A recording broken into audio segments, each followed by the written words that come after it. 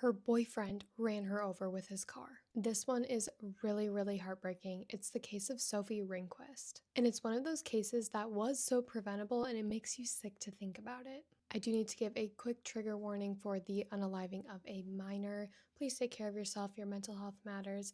And a quick disclaimer that I'm just a girl, I'm not a lawyer, and all this information is publicly available. I also do need to say that this is an active case, so all this information is alleged. Sophie Ringquist was a 17-year-old girl from Burlington, Connecticut. She was described by everyone who knew her as bright, funny, driven, and full of life. She was the kind of teenager who had her whole life already planned out.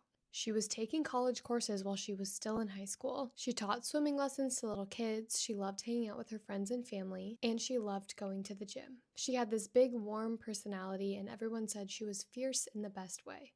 And this next detail is very eerie when you find out about what happened to her. She wrote in her journal that if she leaves this earth too soon, she wanted to be remembered as, quote, strong, passionate, and full of love. And that is exactly how people describe her now. On May 20th, 2023, Sophie went to a party on Fairview Drive in Burlington with her 18-year-old boyfriend named Cooper Owlett. The two had been dating on and off for a while, your typical high school, take a break, get back together, figure out life both together and separately. According to reports, there was underage drinking at this party. Cooper had allegedly bought alcohol from a local liquor store before the party. And I'm assuming with a fake ID, and unfortunately those are really, really common and really easy to get, and unfortunately became a central point in this case. And what happened after the party that night has become a center point of a massive investigation, a lawsuit, and an entire community demanding justice. Late that night, around 10:30 p.m., police were called to a quiet residential street, aka Fairview Drive, after reports of an incident, but when officers arrived, they found a car crash, but it wasn't a normal crash scene. It was Sophie, found seriously injured. She was lying unresponsive on the ground. Unfortunately, she did pass away, and the medical examiner determined that she passed away from blunt force trauma to her torso. And investigators found that Sophie wasn't just hit by the car, she was run over. And according to the police, the driver was her boyfriend, Cooper.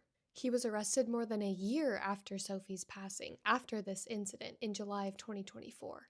And he was charged with first-degree manslaughter and providing alcohol to a minor. The alcohol charge was because he provided alcohol for the party. He was a minor providing alcohol to other minors. Now, at first, the details of this case were super unclear because some thought it was an accident while others thought that Cooper had a plan. Some people thought that maybe he didn't see her in the road, or others thought it was some kind of tragic mistake. But as the investigation unfolded, inconsistencies started showing up in his story. Witnesses said there was an argument earlier that night between Sophie and Cooper at the party. Others said that she had been trying to leave the situation, trying to leave the party without him to get space from him, but he didn't want her to go. Prosecutors found out that Cooper had been drinking that night, and by other witness accounts, there was evidence of him exhibiting reckless behavior before the incident. Sophie's mom, Jennifer Ringquist, wasn't just grieving the loss of her daughter, she was furious about this whole thing. She filed a lawsuit not only against Cooper, but against the liquor store that sold him the alcohol that he brought to the party that night. And she sued the family who hosted that party. The lawsuit claims that all three parties, the liquor store, the party host, and Cooper, played a role in what led to Sophie's passing. Basically, if the alcohol hadn't been sold to him and he didn't bring it to the party, and if there was no party, Sophie would still be alive. And people around Sophie came out and said that there were parts of her relationship that seemed a bit off. She had reportedly told some friends that her and Cooper were having some issues, and sometimes he got controlling and jealous. She was young, full of life, trying to figure out what healthy boundaries look like in a relationship. And the sad part is she didn't get the chance to learn from that phase and grow from it. She was taken too soon. The community was outraged with this case. Sophie's friends were posting TikToks and Instagram posts saying that she was, quote, the sweetest girl ever, quote, always smiling, quote, always making everyone feel loved.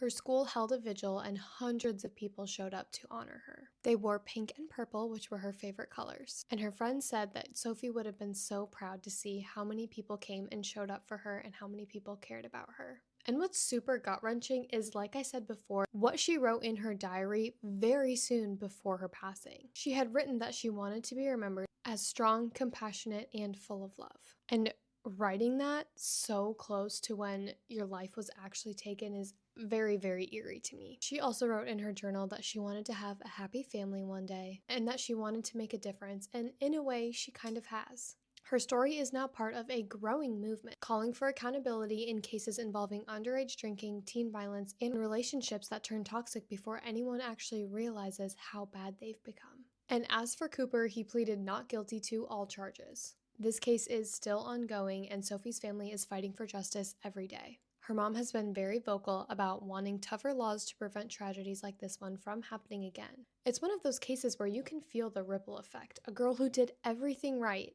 She worked hard, she loved her friends and family, and one person's reckless choices took that away from her one night.